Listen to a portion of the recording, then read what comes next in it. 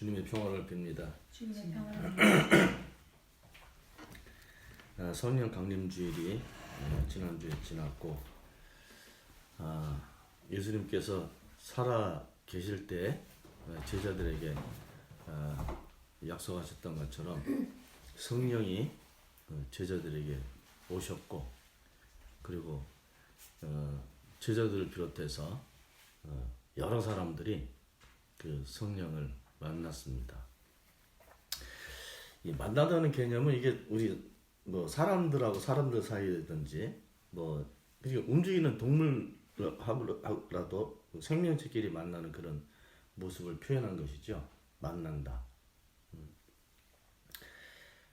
하나님이 어떤 분인지 저는 잘 모릅니다. 어떻게 생기셨는지, 또 어떤 형체를 가지고 계신지 그건 잘 모릅니다. 저는 누군가를 만나면 서로 알게 돼 있습니다. 예를 들면 낯선 사람을 만나도 저 사람이 사람이다, 외국인이다, 아니면 나이가 얼마쯤 됐다, 이런 것들을 알게 돼 있습니다.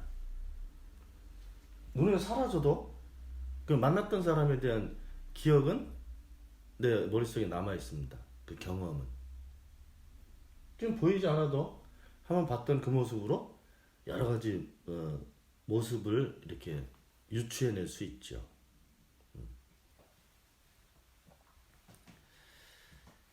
하나님이 어떤 분인지 잘 모르지만 저는 하나님을 압니다. 알 수 있을 만큼은 알 수 있는 거죠. 하나님께서 나에게 가지고 계신 계획이 뭘까? 오늘 본문의 내용이 나에게 기쁨을 가득 채워주시는 분. 오늘 설교 제목입니다. 나에게 기쁨을 채워주시는 분. 사도행전 2장 22절에서 28절까지의 말씀입니다.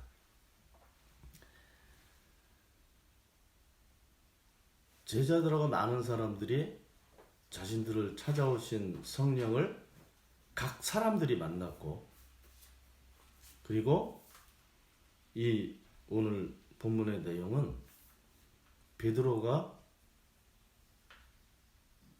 예루살렘 성 안에 있는 사람들을 향해서 했던 첫 설교입니다. 좀 내용이 긴데 이 내용을 이렇게 요약을 하면은, 당신들이 잘 몰랐던 그 나사렛 사람 예수가 그리스도였고, 그 예수를 통해서 하나님께서 어떤 일을 하셨고, 그리고 이미 600년 전에 다윗의 입을 빌어서 이 예수가 어떤 존재였고 어떤 모양새로 살았던 분이었다 하는 것을 사람들한테 증언을 하고 있는 겁니다. 그래서 베드로의 첫 설교 내용입니다. 그것이.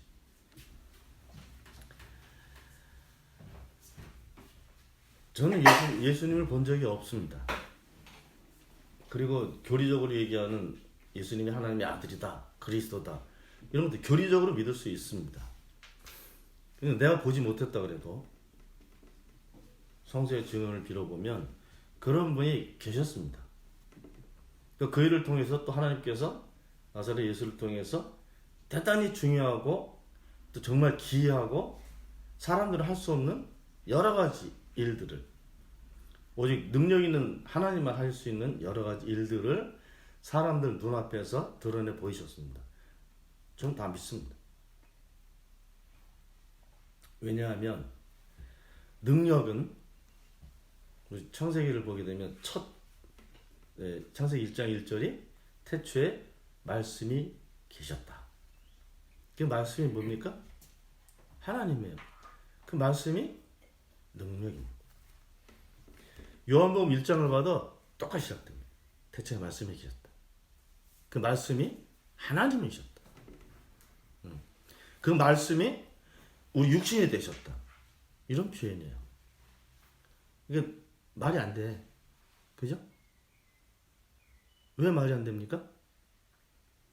지금 우리가 생각하는, 사람들이 생각하는 일반적인 지식으로는 어마어마한 능력 있는 신이 우리 같은 사람이 된다는 것, 이게 말이 안 됩니다. 논리적으로 안 맞습니다. 하나님은 육체가 없으시잖아요. 그죠? 근데 이 없는 분이 사람이 되었다. 논리가 형성이 안 됩니다. 신앙은 논리로 해석하는 것이 아닙니다. 또 신앙은 논리로 증명해내는 것이 아닙니다. 이건 알고 모르고의 문제입니다.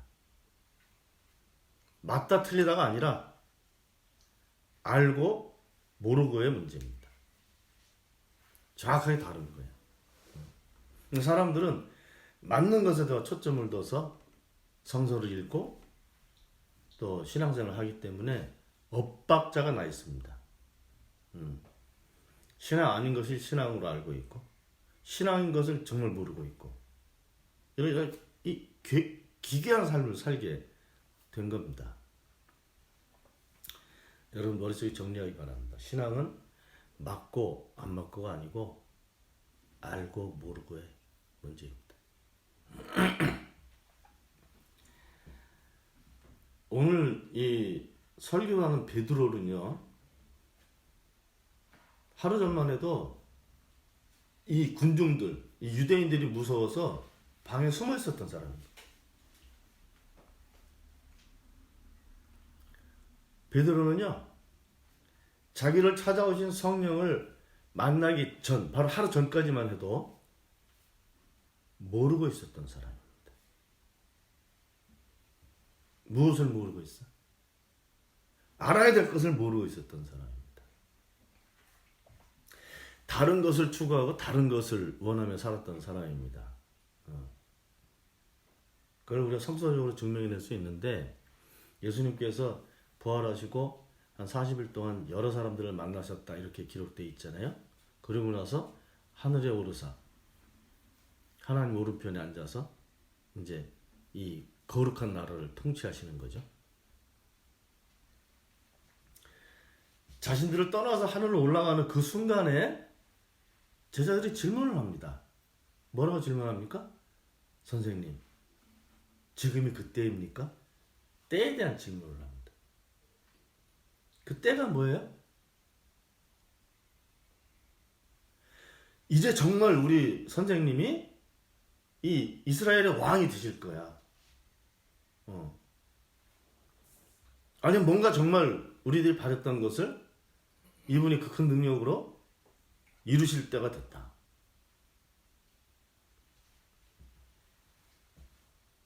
그 때에 대한 질문은요, 모르고 있었기 때문에 했던 질문입니다.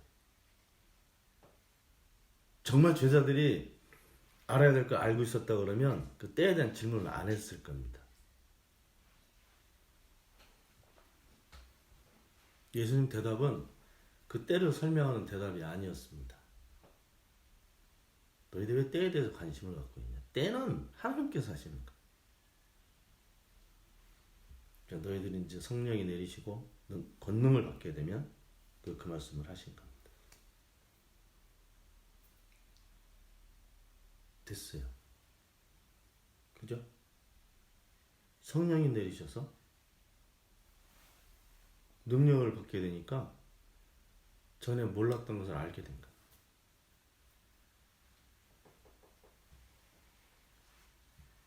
자신들이 바라봤던 그 선생님으로서의 예수가 그분이 아니었던 거예요.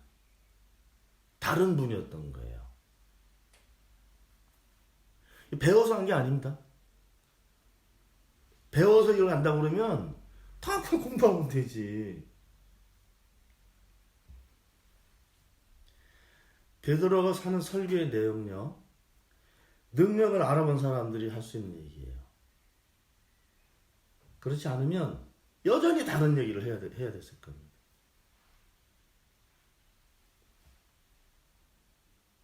오늘 저희들이 받은 이 본문의 내용은요, 중심구가 하나 딱 있어요. 여러 가지가 있는데 그게 우리가 생각했던 것하고 다른 표현이 들어있다는 것을 알아차리셔야 됩니다.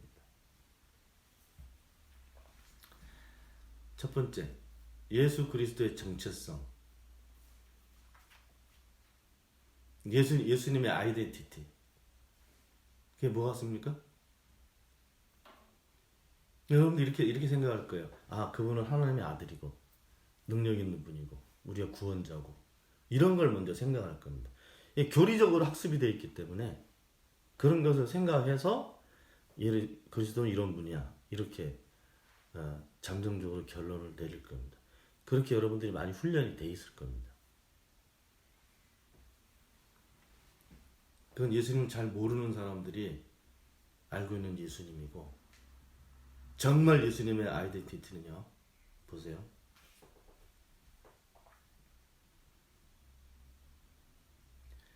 (23절까지는) 그 사람들이 예수님을 못 박아 죽인 이야기가 나오고 24절 보세요. 그러나 하나님께서는 그를 죽음의 고통에서 풀어서 살리셨습니다. 왜? 네, 질문을 해야 되겠죠? 왜 살리셨어요? 오늘 본문이 없었으면 여러분들은 이제 제가 설교한 내용들을 기억하고 그래서 이렇게 하실 거예요. 여러 가지 설명을 하실 거예요. 왜 하나님께서 그 예수님을 그 죽음의 고통에서 풀어내셨어요? 이유가 있어요. 이유가 뭔가 하면 그가 누구예요? 예수님. 그가 죽음의 세력에 사로잡혀 있는 것은 있을 수 없는 일이기 때문입니다.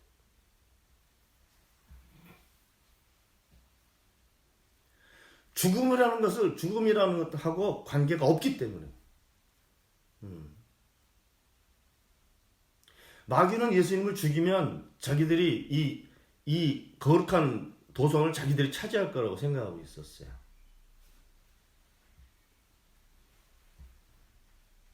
자기들은 예수님을 죽일 수가 없었어요. 자기들이 그 계략을 사람들한테 알려줘서 그거를 들은 사람들이 예수님을 죽인 거예요. 그렇게 되면 자기들은 이 땅의 사람들도 소유하고 이 거룩한 도성, 자기들이 차지하고 싶은 이 세계를 차지할 거라고 생각했어요.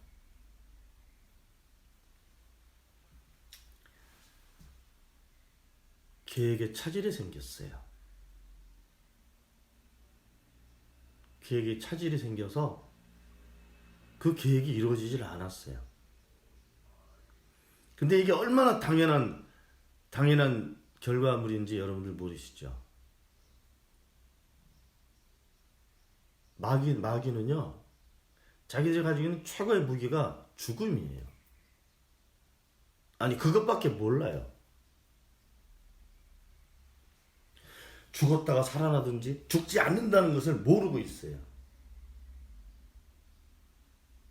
그냥 자기들이 가지고 있는 최고의 무기를 사용해서 자기들이 제일 두려운 최고의 권력자에게 도전장을 내서 거의 이겼다고 생각했죠.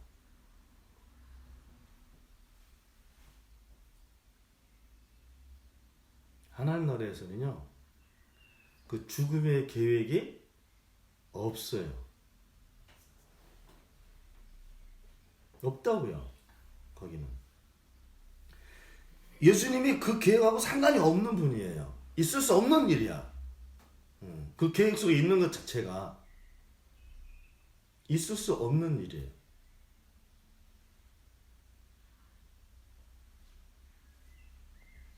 그러니까 하나님께서 본래 하나님 나라의 계획 안에서 예수님을 보신 거예요. 다시 그 하나님의 계획 안에 예수님을 세우신 거예요. 그게 부활이에요.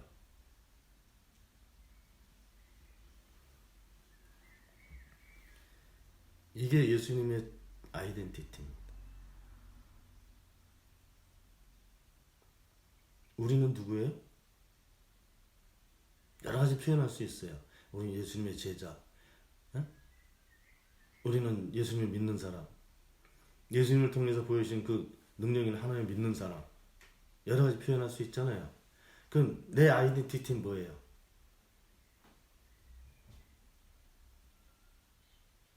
내 아이덴티티가 뭐예요? 예수님의 아이덴티티하고 비교해서 한번 생각해 보세요.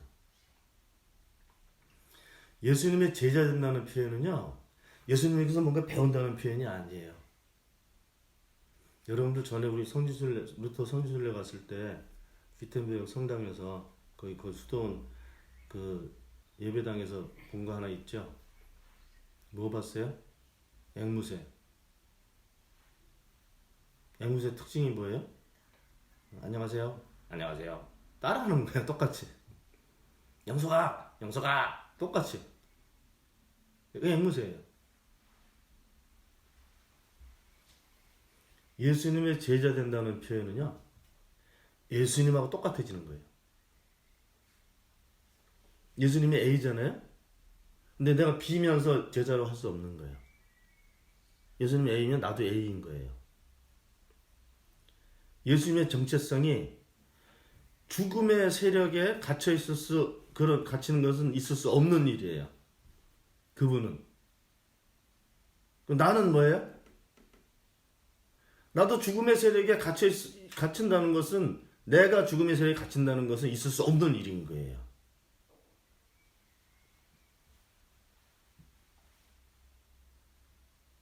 그게 하나님 나라에서 사는 거예요.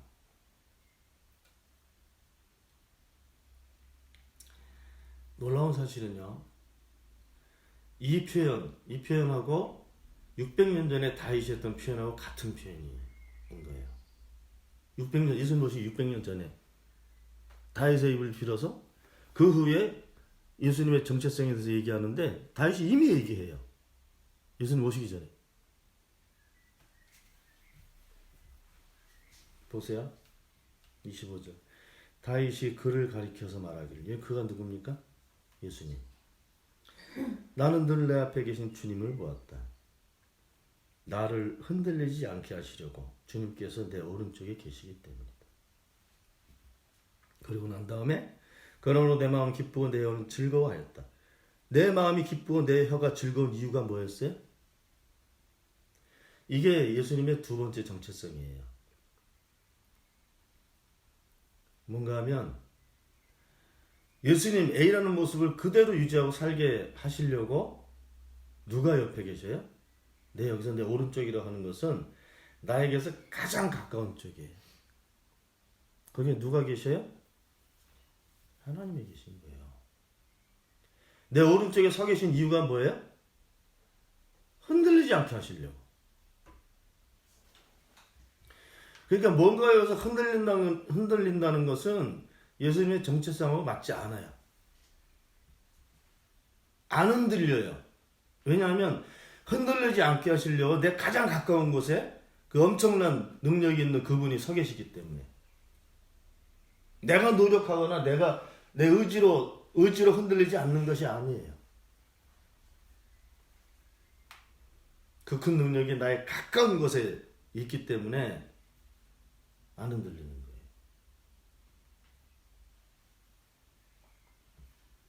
예수님께서는 계획하신 일을 가지고 한 번도 마음을 바꾸신 적이 없었어요. 해야 될 일을 안 하신 적도 없었어요. 그게 흔들리지 않는 모습이에요. 그게 두 번째 정체성입니다. 예수님에 대한. 그럼 예수님과 관련해서 내 아이덴티티는 뭐예요? 내 정체성은 흔들리지 않는 거예요. 내가 흔들리지 않는 이유는 내 옆에 가장 큰 능력 있는 그분이 서 계시기 때문에. 그게 여러분들의 각자의 정체성입니다.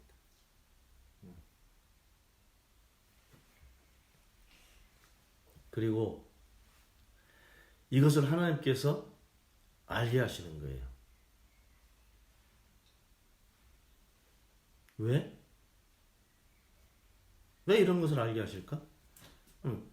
우리가 살아야 되니까. 생명체로. 가장 우리하고 관련해서 가장 쉬운 표현은요, 여기 있어요. 28절이에요.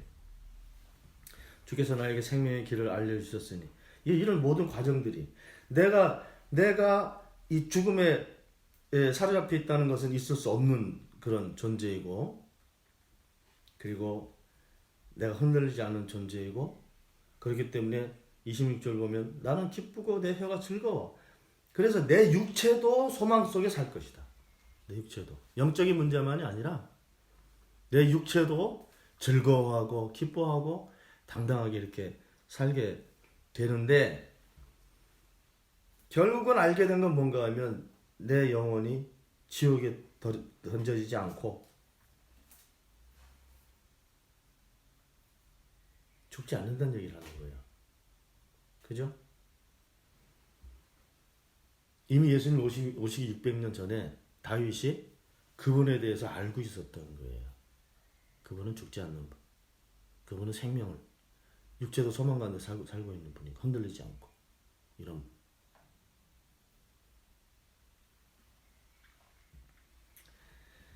결론은 이런 거예요. 아, 이 주님께서 나에게 생명의 길을 알려주셨어. 그래서 주님 앞에서 나에게 기쁨을 가득 채워 주실 것입니다. 이런 모든 것을 알게 하시는 이유가 있단 말이죠. 이유가. 아주 경건한 척하는 사람들은 그 이유가 이렇게 사는 것이 하나님께 영광이 되기 때문에 이렇게 막 거룩한 표현을 쓸 겁니다. 아니,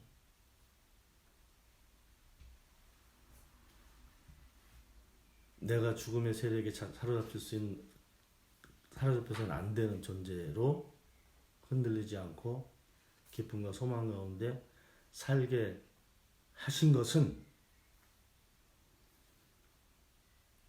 하나님의 영광을 위한 것도 있지만 그런 것을 통해서 나에게 기쁨을 채워주시려고 하시는 거예요. 내가 기쁜 것이 하나님께 영광인 거예요. 내가 어떻게 하나님께 기쁨을 돌려드려요? 내가 기뻐야 되는 거예요. 내 안에 기쁨이 충만해서 이 기쁨을 채워주신 분이 기억이 날 때 그 순간 그런 모습이 하나님께 영광이 되는 거예요. 내 입술을 아무리 까발려서 해도 할 수 없는 일입니다. 결국 하나님께서 나를 정말 귀한 존재로 살게 하시는 이유는 그런 것을 알고 난 내가 기쁘게 사는 거예요. 내가 기뻐하고 사는 것이, 내가 즐거워하는 것이 그게 하나님께 영광을 돌리는 일입니다. 우리는 예수님의 제자들이에요. 우리는 성령을 만난 사람들이에요. 우리는 하나님을 믿는 사람들입니다. 우리의 설 자리는 죽음의 자리가 아니에요. 우리는 흔들리지 않습니다. 왜냐하면 그분이 내 가장 가까운 곳에 언제나 서 계시기 때문에. 모든 것을 알고 난 나는 정말 기쁨으로 충만한 삶을 살게 될 겁니다. 그게 우리의 아이덴티티예요. 그 모습이 하나님께 영광이 되는 길이 될 겁니다. 아름답게 살 수 있기를 바랍니다. 기도합시다. 하나님,